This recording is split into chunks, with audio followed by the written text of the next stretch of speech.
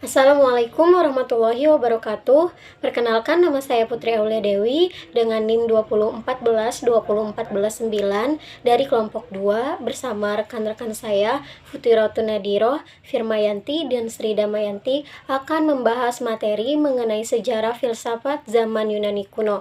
Langsung saja kita bahas materinya.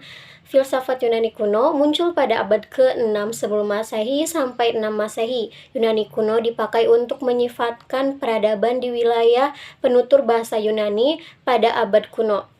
Filsafat Yunani kuno berhasil mematahkan berbagai mitos tentang kejadian dan asal-usul semesta. Dan itu berarti dimulainya tahap rasionalisasi pemikiran manusia tentang alam semesta. Sejak abad ke-6, manusia mulai mencari jawaban rasional tentang asal-usul dan kejadian alam semesta. Sekian penjelasan dari saya, selanjutnya akan dibahas oleh rekan-rekan saya. Assalamualaikum warahmatullahi wabarakatuh. Saya Sri Damayanti dengan NIM 2014-2015-5. Baik, saya di sini akan melanjutkan materi yang dibaca oleh Putri. Baik, langsung saja.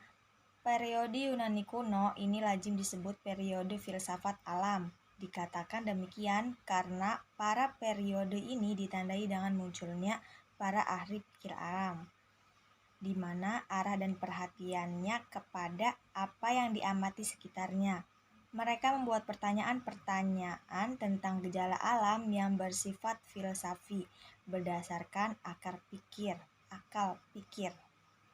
dan tidak berdasarkan mitos belaka. Mereka mencari asas-asas yang pertama dari alam semesta yang bersifat mutlak, yang berada di belakang segala sesuatu yang berubah. Terima kasih.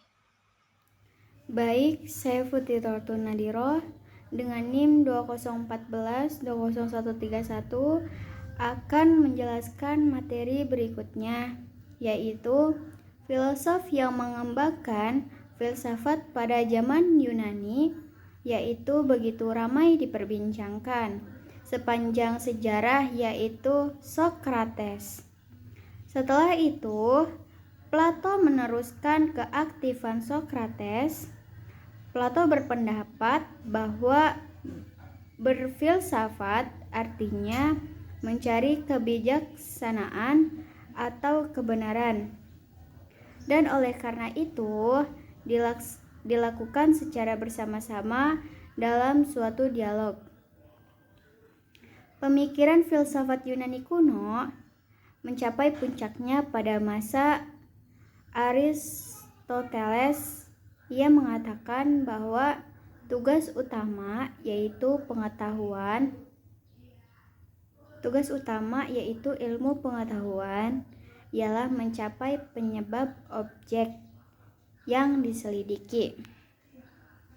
Baik, itu saja dari saya. Selanjutnya materi akan dilanjutkan oleh saudara Firma. Oke, langsung saja saya akan melanjutkan materi yang selanjutnya, yaitu yang akan membahas tentang tokoh-tokoh filsafat Yunani kuno atau 7 filsuf populer sebelum Masehi yang dikenang sampai saat ini. Yang pertama yaitu Thales, periode 620 sampai 546 sebelum Masehi.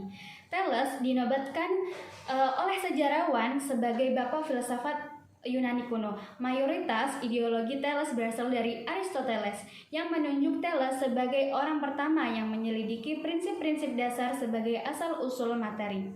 Yang kedua, Aristoteles, periode 384 sampai 322 sebelum Masehi. Aristoteles menjadi filsuf paling berpengaruh di antara seluruh murid Plato, karena pemikiran-pemikirannya itu berdasarkan fakta, berdasarkan pengalaman yang akan diterapkan oleh manusia di dalam kehidupannya. Yang ketiga, Plato, periode 427 sampai 347 sebelum Masehi.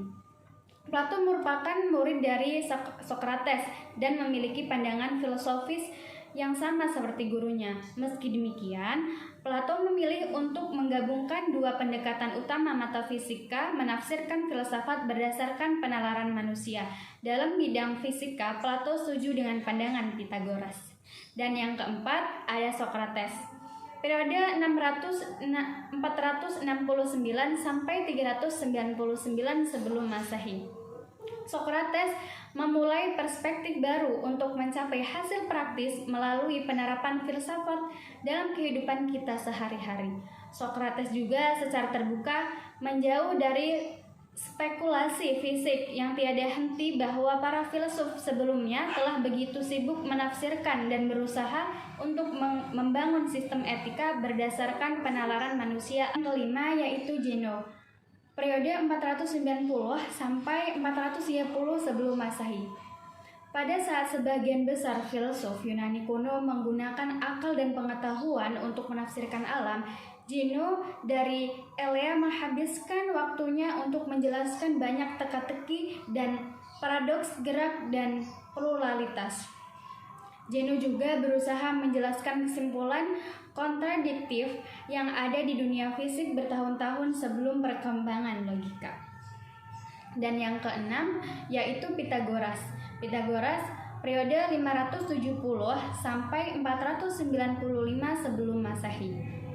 Pitagoras menganggap dunia sebagai harmoni yang sempurna dan mengajarnya tentang bagaimana menjalani kehidupan yang harmonis.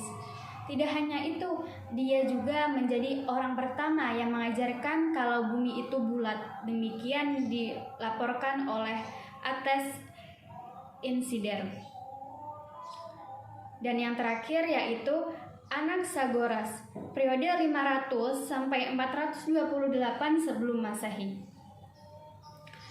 Anaxagoras percaya bahwa di dunia fisik semuanya mengandung bagian dari segalanya, tidak ada yang murni sendiri, dan semuanya tak bercampur aduk dalam kekacauan. Anaxagoras juga dinobatkan sebagai orang pertama yang membangun filsafat secara keseluruhan di Athena. Mungkin ini saja yang dapat kita sampaikan dalam video kali ini. Kurang lebihnya kami mohon maaf. Akhirul kalam, wabillahi taufiq wal hidayah. Wassalamualaikum warahmatullahi wabarakatuh.